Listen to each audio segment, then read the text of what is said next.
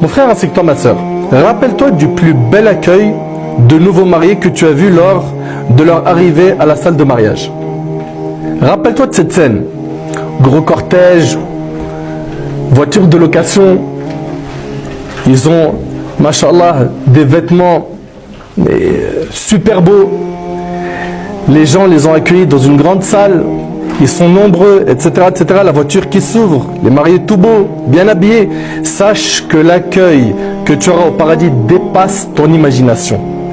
Allah tabaraka wa ta'ala nous dit dans le Coran: وَسِيقَ الَّذِينَ اتَّقَوْا رَبَّهُمْ إِلَى الْجَنَّةِ زُمَرًا حَتَّى إِذَا جَاءُوهَا وَفُتِحَتْ أَبْوَابُهَا وَقَالَ لَهُمْ خَزَنَتُهَا سَلَامٌ عَلَيْكُمْ طِبْتُمْ فَادْخُلُوهَا خَالِدِينَ.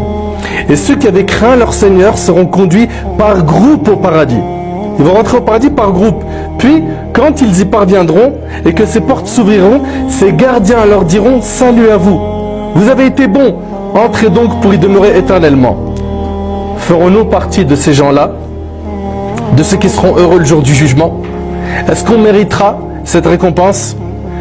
Avant de te décrire quoi que ce soit au paradis, parlons déjà du dernier à sortir de l'enfer de notre communauté. Selon Al-Mughira ibn Shu'ba radiyallahu anhu, le prophète sallallahu alayhi wa sallam a dit, le prophète Moussa, vous connaissez le prophète Moussa alayhi salam?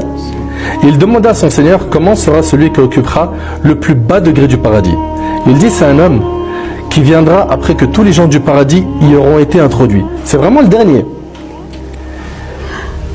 Et cet homme-là, Allah subhanahu wa ta'ala va lui dire: entre au paradis. Il dira: Seigneur, comment est-ce que j'y entre alors que les gens ont déjà occupé leur place et reçu les biens qu'on leur avait préparés? Ça veut dire en 2 mots, il n'y a plus de place pour moi. On lui dit: serais-tu satisfait d'avoir un royaume égal à celui de l'un des rois de ce bas monde? Imagine. Imagine que Fil Jannah, au paradis, on t'offre la vie d'un roi sur terre. C'est immense déjà. Grand château, n'est-ce pas? Avec des gens qui sont à ton service. Il y a de la verdure, il y a de la déco. C'est beau, c'est spacieux. Et là, il a dit: Seigneur, j'accepte. Et là, il dit: tu as cela, ainsi qu'un autre pareil, et un troisième, et un quatrième. Il dit au 5e: Seigneur, j'accepte. Il lui a dit: tu as tout cela, donc c'est 5 fois, et 10 fois plus encore. Subhanallah.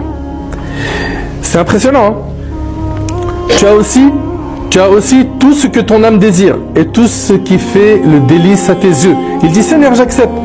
Moïse dit: Seigneur, comment sera alors celui qui aura la plus haute position? Il dit: ceux-là sont ceux que j'ai voulu pour moi-même. J'ai planté de ma propre main l'arbre des honneurs qu'ils recevront et j'ai placé sur lui un cachet. Ainsi nul œil ne le voit, nulle oreille n'en entend parler et nul cœur ne peut l'imaginer. Rapporté par l'imam Muslim.